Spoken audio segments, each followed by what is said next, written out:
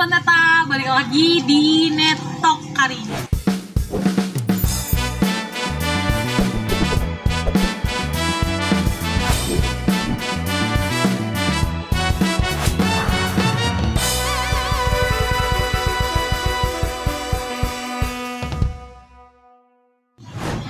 Kali ini kita lagi ada di Blitar, di kebun melon. Lihat di kanan kiri banyak banget melon. Shopee-nya bisa di Shopee Anda. Oh, Shopee saya. Oke, kali ini kita bareng sama narasumber yang hebat sekali ini ya, Mas Awang. Halo Mas Awang, Halo, apa kabar? alhamdulillah baik. Sehat. Alhamdulillah. Asli Blitar ya, Mas? Blitar. Asli Blitar. Mas Awang ini bisa dikenalin dulu, ini udah berapa lama? Emang basicnya udah dari dulu di pertanian atau Oh enggak, gimana? dulu TKI kita. Saya TKI. Kalau satu tim teman-teman ya ada yang baru lulus kuliah juga, ada yang teman satunya lagi ada yang dari bank dulu. Gitu. Semuanya kebetulan tertarik ini di pertanian. Jadi bukan dari basic pertanian, Bukan, cuman hobi aja. Kita hobi bertani, kita hobi belajar tentang pertanian. Akhirnya melihat peluang bisnis ini kayaknya kok oke ini. Ya kita lanjut aja gitu. ini belajarnya berapa lama kalau boleh tahu, Mas? Yang mana? Yang ini yang Dari hidroponik. awal. Oh, dari awal. Akhirnya memutuskan untuk ini kayaknya berpeluang nih. Itu paling enggak ya setengah tahun lah Mbak, Setengah tahun. kita hobi, nyoba sedikit, terus sama sharing sama temen, kayaknya masuk, terus kita jalan sedikit dulu ya untuk skala produksi lah, tapi belum hidroponik, kita masih soil sama polybag. Oke. Gitu. Dari awal emang sudah melon? Atau Sudah melon sudah. dari awal memang memutuskan untuk Melon. Oke. Dan awalnya dulu soil. Soalnya dalam artian bedeng ya? Iya, Bedengan. Terus kemudian berapa lama di bedeng? di bedeng ini paling 1 tahun. 1 tahun. 1 tahun kita jalan dari awal itu sudah ada yang di bedeng, sudah ada yang di polybag. Oke. Yang di soil itu, yang di bedeng kita 1 tahun itu sudah enggak pakai, karena kita kan pakai greenhouse. Nah, jadi treatmentnya lahan itu kan butuh waktu, jadi kayaknya kurang efisien. Kalau greenhouse kan kalau kita pakai bambu ada umurnya. Nah, gitu. Jadi kalau berhenti di treatment itu terlalu lama nanti kurang menguntungkan. Iya, efisien waktunya yang kurang. Terus ini kan tadi ngomongin masalah greenhouse nih. Ya. Dari awal memang memutuskan untuk menggunakan greenhouse. Iya. Nggak open field. Enggak. Kenapa kok langsung greenhouse? Karena menurut kita lebih safe, lebih aman. Jadi cuaca sekarang kan kita nggak bisa. Iya, betul. Ya kayak sekarang ini 1 minggu loh Mbak, udah hujan terus kayak gini, mendung terus. Hujannya sih enggak, mendungnya itu terus gitu. Mendung terus 1 minggu. Jadi apa namanya, kalau di melon ini kan dia sensitif Mbak. Begitu cuacanya enggak stabil, hujan panas aja KO udah. Nanti berat di tenaga, berat di fungisida, inseksida gitu. Ujung-ujungnya malah nggak efisien tadi ya, besar ya, lebih besar. Greenhouse sendiri ini kalau kita lihat di sini pakai bambu ya. Iya. Bambu, atapnya pakai UV. Iya, Vi. UV berapa mikron? Berapa mikron? 200 ya, 200 mikron. Terus kanan kirinya masih pakai insect net. Insect net. Ya, jadi nggak full UV. Enggak. Kenapa kok milih insect net? Ya kalau full UV nanti sirkulasinya kan nggak ada. Kalau kita pakai full UV terus pakai blower ya, mikirnya kita greenhouse saja pakai bambu kan, nanti takutnya bengkaknya lebih banyak lagi. Untuk bambunya sendiri ini ada jenis bambu tertentu atau gimana? Iya, tertentu. Bambu. Kalau di sini namanya bambu ori, ada yang petung. Kita pakai yang ori. bambu ori. Untuk apa nama ini apa tiang-tiangnya ini pakai bambu ori. Terus yang untuk atapnya itu pakai bambu apus namanya kalau di sini. Tapi untuk keseluruhan kerangkanya ini full bambu atau bawahnya ada ininya? Enggak full bambu. Full bambu cuman ditancap aja, tapi di bawahnya apa yang ditancapkan itu dikasih plastik. Oh, nah, biar nggak ada rayap gitu. Cuma gitu aja. Untuk kalau boleh tahu, ini luasannya berapa? Luasannya 10 kali 100. 10 meter kali 100 meter. Iya. Untuk greenhouse total ada berapa? Kalau yang di sini 5, ukuran yang sama 5. Yang di sebelah sana ukuran 10 kali 45 ada 8. Kalau yang di Kesamben sana, di sana ukuran 18 kali 50. 18. Lebar ya, lebih lebar. Ya, ada 3. Itu aja yang punya kita. Selebihnya ya? Selebihnya petani binaan. Oke. Untuk model awalnya sendiri, ini kan kita lihat banyak banget nih greenhouse di luar sana yang memang pakai bambu. Apakah itu lebih murah dari segi biaya tentunya? Tapi umurnya gimana? Umurnya berapa lama dia bisa bertahan? Ya kita kan gini, kita kan tanahnya sewa. Sewa, jadi di estimasi mungkin pas lah sama umurnya bambu, kira-kira kan 6 tahunan, 6 tahun. Ya plastiknya bisa lebih sebenarnya, tapi ya kita anggap aja segitu. Udah pas sama kita sekalian sewa, terus tancap, nanti bongkar lagi gitu, bikin baru lagi. Jadi secara keseluruhan itu yang umurnya 6 tahun termasuk instalasinya ini atau cuman bambunya aja? Greenhouse-nya aja. Jadi termasuk UV mesti ganti atau? Iya, ganti. Untuk perawatan UV-nya sendiri atau greenhouse-nya sendiri, apakah perlu semprot rayap atau kalau bersihin pasti ya biar cahaya tetap masuk? Iya. Kalau semprot enggak ada, kalau semprot rayap cuma cuci aja.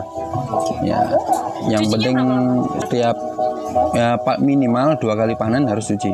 2 kali panen? Iya, minimal. Ya lebih baik setiap panen cuci gitu. Kan apa? Kotornya nggak kotor-kotor banget kan, Pak. Jadi semprot gosoknya itu nggak usah terlalu ngoyo gitu. Jadi kemungkinan merusak plastiknya itu kecil, lebih minim gitu loh. Jadi lebih baik sering dicuci aja. Berarti bongkar total gitu ya, terus dibangun lagi. Bangun lagi, ya harapannya pakai ini besi.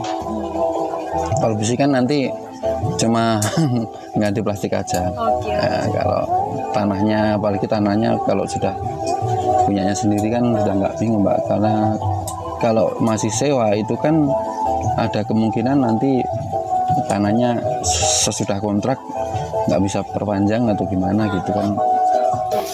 Untuk greenhouse kita udah bahas banyak banget, termasuk ini instalasi berarti full semua pakai pipa PVC. Iya.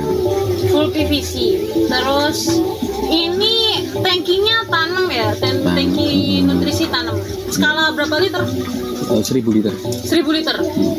Untuk luasan greenhouse 10 kali 100 butuh berapa banyak nutrisi? Berapa? 4000 liter. 4000 tandonnya liter. Ya, jadi 4 tandon. Jadi satu greenhouse ini ada 4 tandon. 4 tandon. Isinya 750 liter.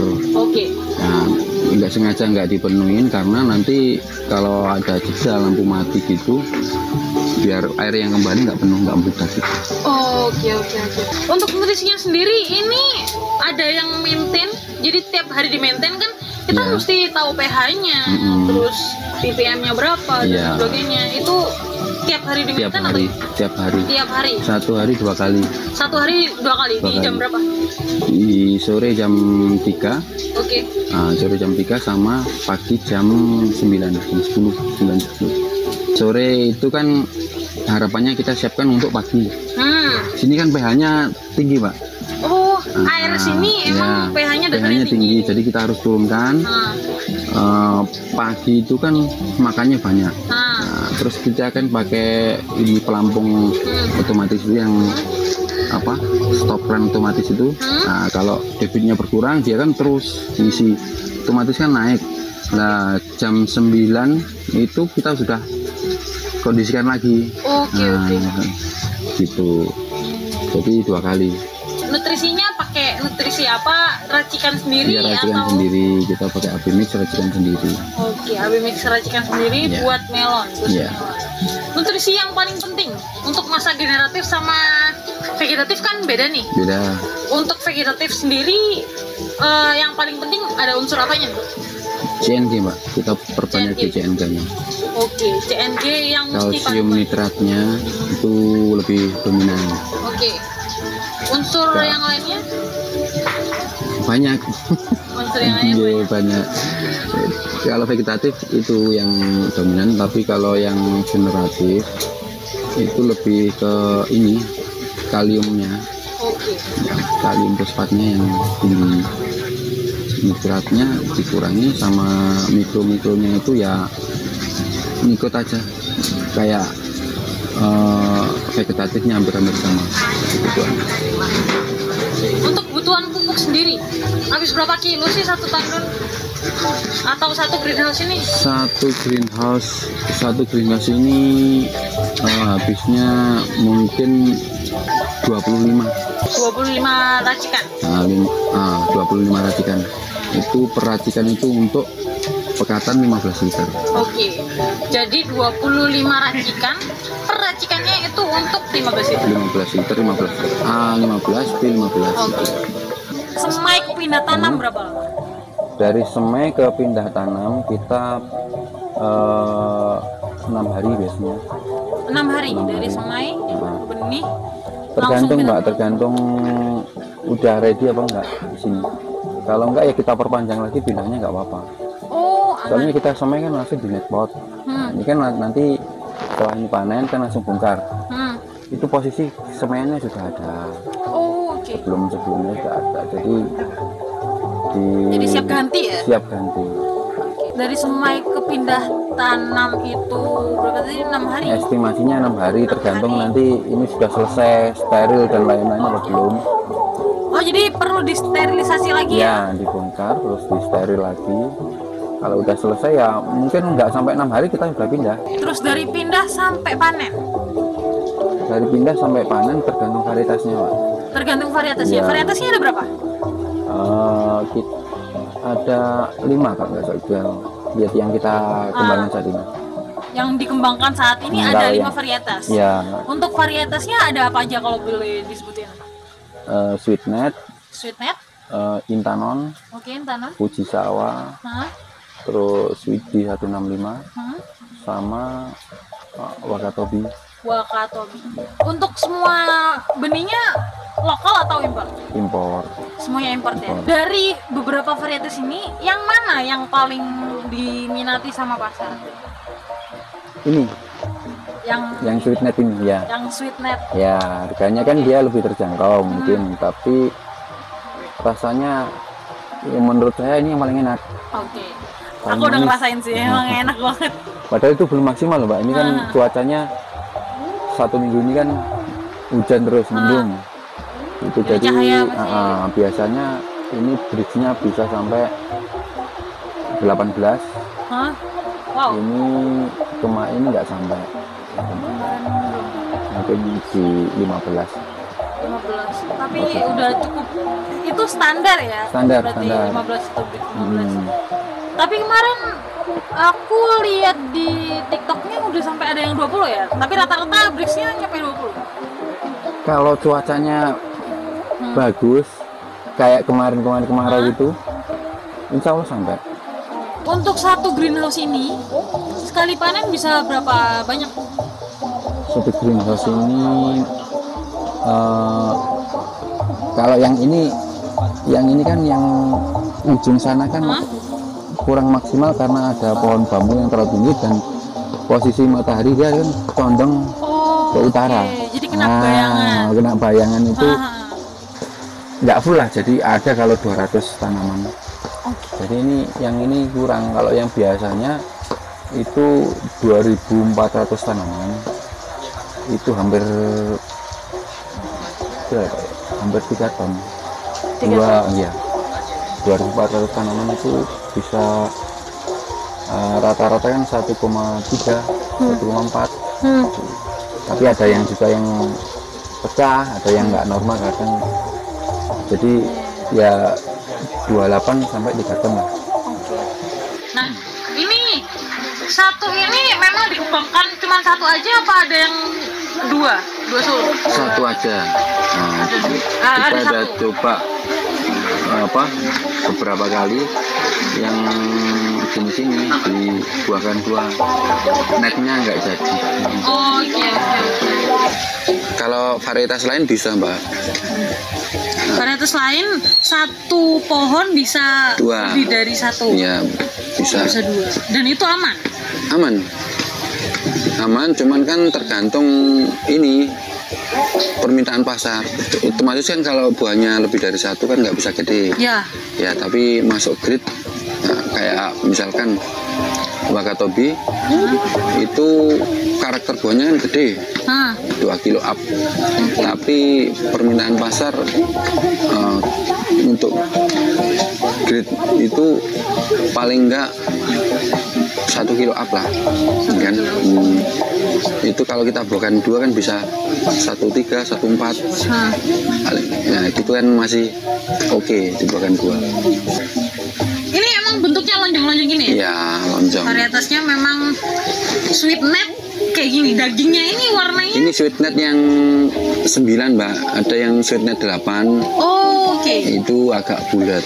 Jadi varietasnya kepecah juga ya? Iya. Sweet net ada yang 8, ada yang 9. Cuman untuk permintaan sekarang kan yang lebih diminati yang 9 ini ya, karena mungkin lebih lebih lonjong atau mungkin lebih unik. Untuk harga jualnya sendiri? Harga jual kalau kita ambil dari petani 17.000. Oke. Kalau itu yang grade A ya, ada yang pikal grade A itu 1,2 up. Oke. Harga di pasaran? Harga di pasaran ini nggak beda jauh sama Intanon, Mbak. Kalau di market itu kan sekitar per kilo 70.000. Ini nggak beda jauh antara itu. Oke.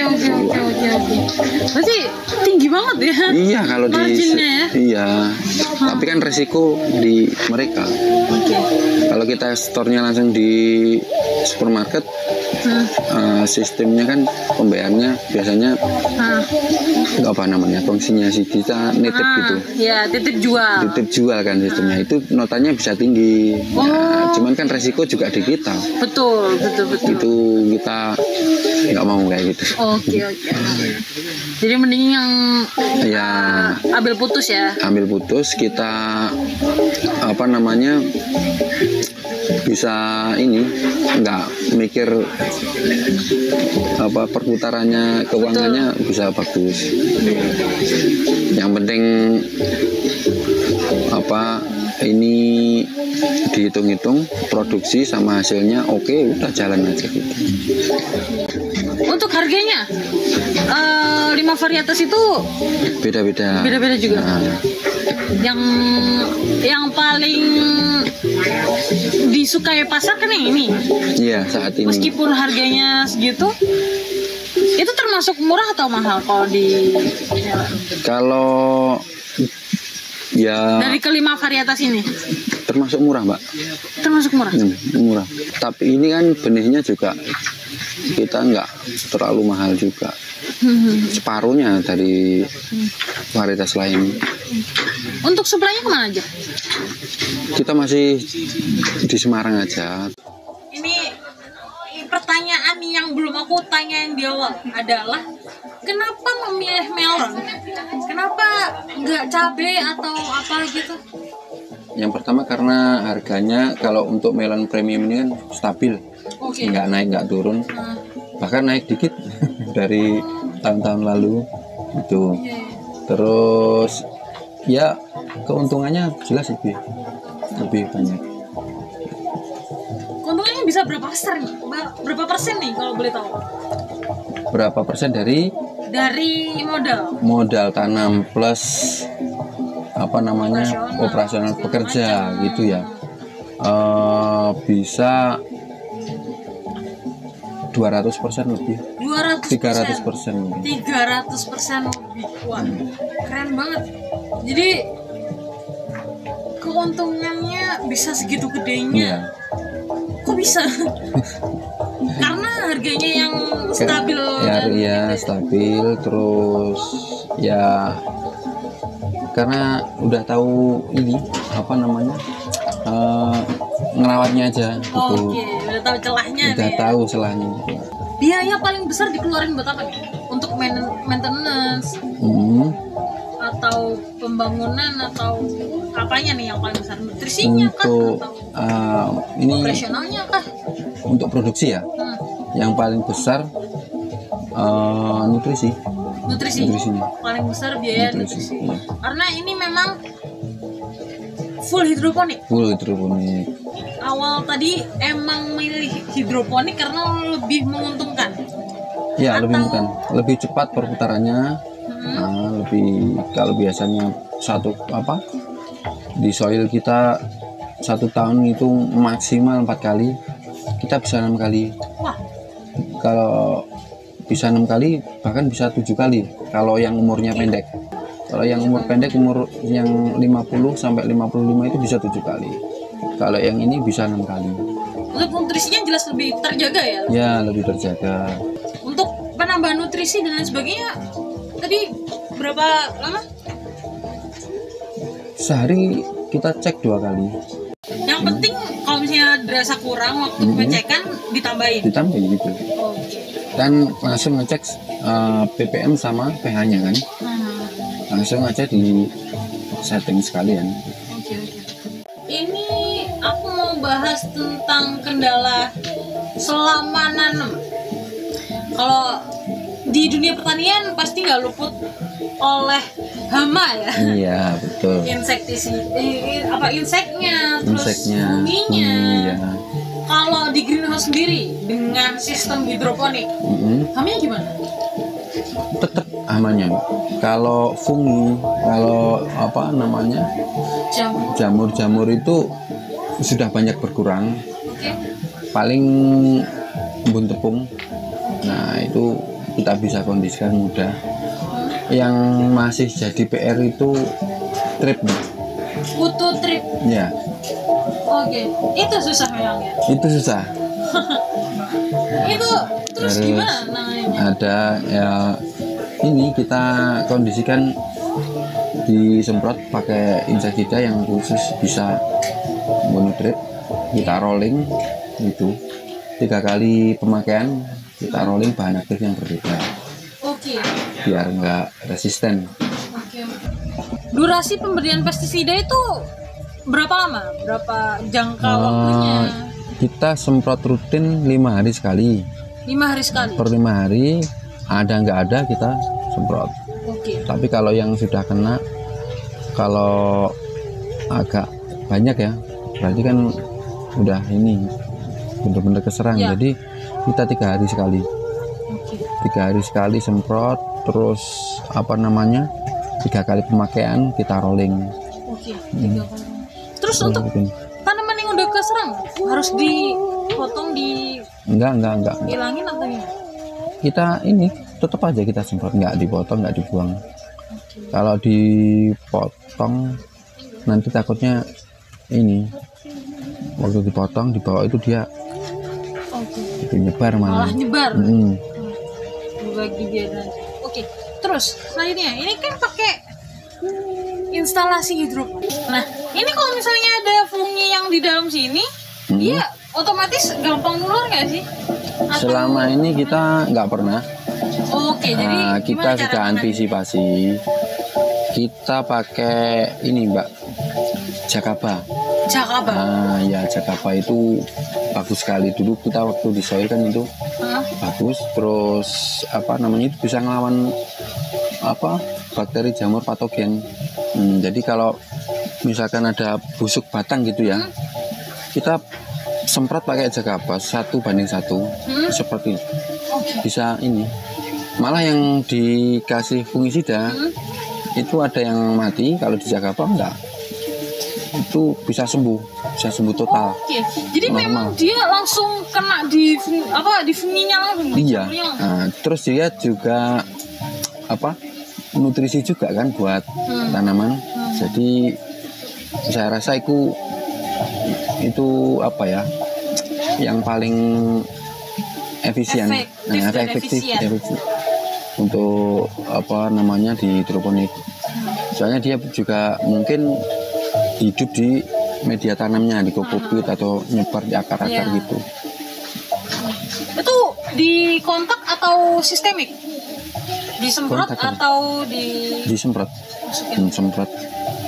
Kadang teman-teman ada yang dicampur di apa bak nutrisi gitu.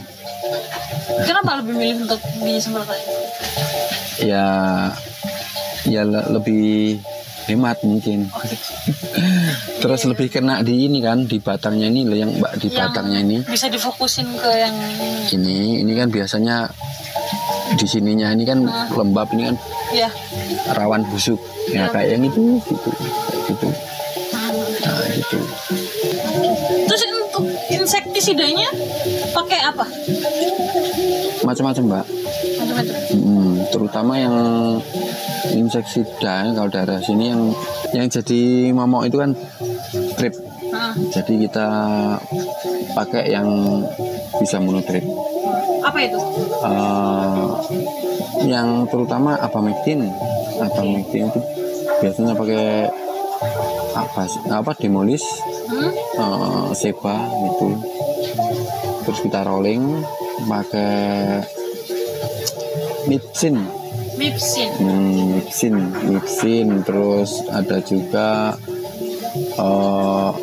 imidacloprid juga pakai Winder gitu, merek dagangnya. Jadi semua itu dicampur, dibikin racikan terus di rolling, nggak dijadiin satu ya. Banyak Mbak kalau apa namanya, kita juga pakai biopestisida juga. Pakai apa tuh biopestisida?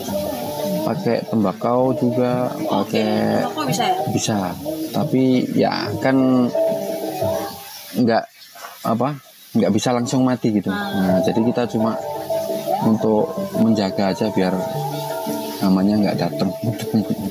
Yang organik memang lebih aman, cuman butuh waktu. Terus kalau ini mau panen kan 2 minggu sebelum panen kan kita sama sekali nggak nyemprot insektisida maupun fungisida, karena memang standarnya kan memang nggak boleh. 2 minggu sebelum panen itu harus. Nah kita kan produknya premium ini, buah premium, jadi kita jaga di situ. Yang harus, kalau premium kan harus sehat kan. Untuk tingkat kegagalan nanam melon sejauh ini gimana nih? Berapa persen sih? Kalau yang di hidroponik yang sudah kita jalani itu paling 10%, nggak ada 20%. Kurang dari 10% tingkat kegagalan. Kalau di soil kan banyak tergantung cuaca, tergantung kondisi tanah, itu kan kita nggak tahu. Kalau tanah kita nggak bisa kontrol tanah bisa. Kadang bagus, kadang kok jelek gitu. Itu yang susah. Kalau di hidroponik ya alhamdulillah bagus. Cuman investasi di awalnya aja yang membengkak. Investasi di awal. Investasi awal yang memang membengkak karena perlu greenhouse, instalasi seperti ini, betul ya. Terus nutrisinya dan lain sebagainya. Berapa lama sampai balik modal? itu aja lah. Ya 4 kali tanam maksimal. 4 kali tanam maksimal udah balik modal. Kalau bambu ya.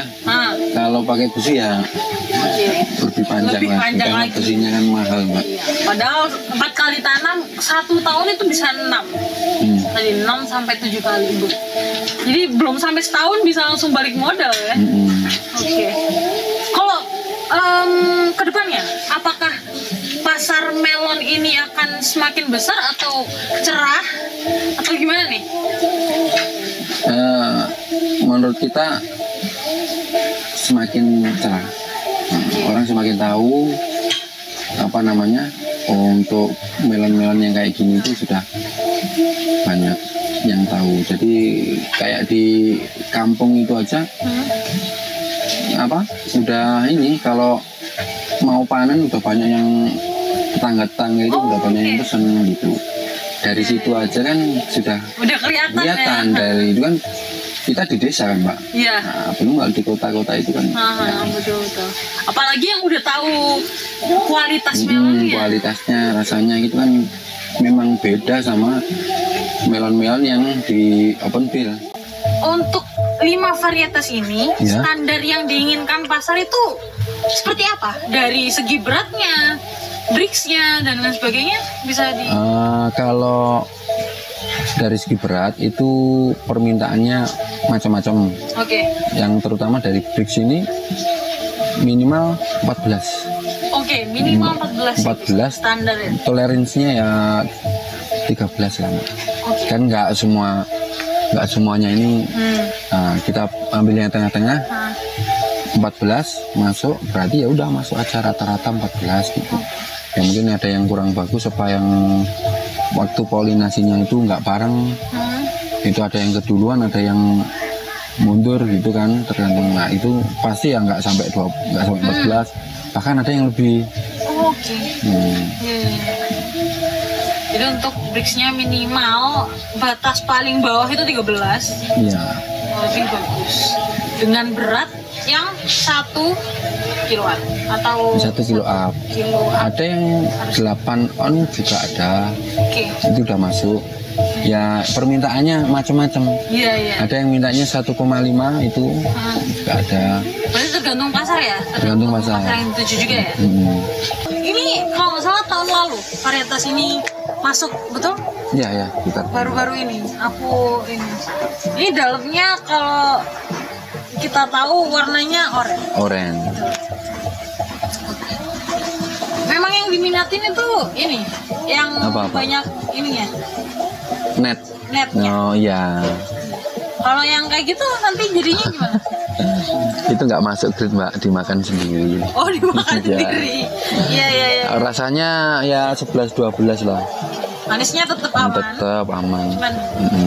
Ini kan karena nggak normal, pohonnya kan itu kemarin di ujungnya dimakan tikus. Oh, nah kalau sama tikus sendiri gimana ngatasinnya?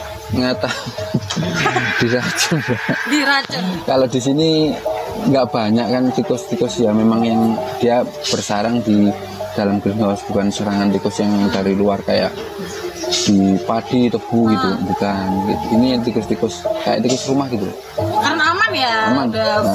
Kemarin udah ketutup, tertangkap, udah terciduk. Pelakunya sudah terciduk ya. Ya alhamdulillah aman. Ini biasanya kan kalau terserang tikus itu waktu mau panen ini udah digerogotin.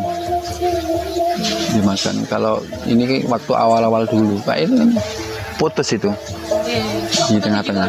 Nah, akhirnya jadinya nggak ngenet ya gitu. Banyak yang pokoknya yang buahnya yang nggak ngenet terus kecil itu ya nggak normal. Entah itu ujungnya patah waktu ngerambatin apa dimakan tikus waktu itu.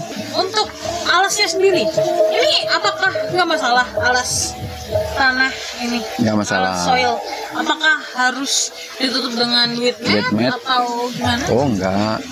Kalau wheat mat itu kan ya lebih rapi, lebih bersih, rumput nggak ada. Jadi yang kerja ya fokus ngerawat aja, nggak ngerawat rumput. Tapi nggak masalah juga ya. Nggak Ini masalah. kan instalasi. Ya. Jauh dari gulma. Itu Kan satu kering kan Mbak. Kalau di hidroponik kan bawahnya kering, jadi sudah nggak ada rumput juga, nggak tumbuh. Kalau ada yang mungkin yang di samping-samping yang kena tampias hujan itu. Oke, satu pertanyaan terakhir. Satu greenhouse ini panennya berapa lama? Panennya 55 hari sampai 55 hari. 55 sampai 60. Untuk lama panennya, maksudnya petik buahnya. Jadi kayak motongin Oh panennya. itu 1 hari Mbak. 1 hari untuk satu greenhouse. Di satu greenhouse ini kan pagi, tadi jam 7 kita mulai, paling nanti jam 10 selesai. Oke. Jadi secara keseluruhan cuma 1 hari. 1 hari. Satu greenhouse. Tergantung ukurannya juga ya. Oke. Siap. Ya udah. Itu pertanyaan terakhirnya. Oke Sobat Neta, thank you banget udah nontonin video kali ini bareng Mas Awang. Semoga video kali ini bisa menginspirasi dan bisa memberikan banyak informasi buat Sobat Neta semua. Akhirul kata, Assalamualaikum warahmatullahi wabarakatuh. Dadah.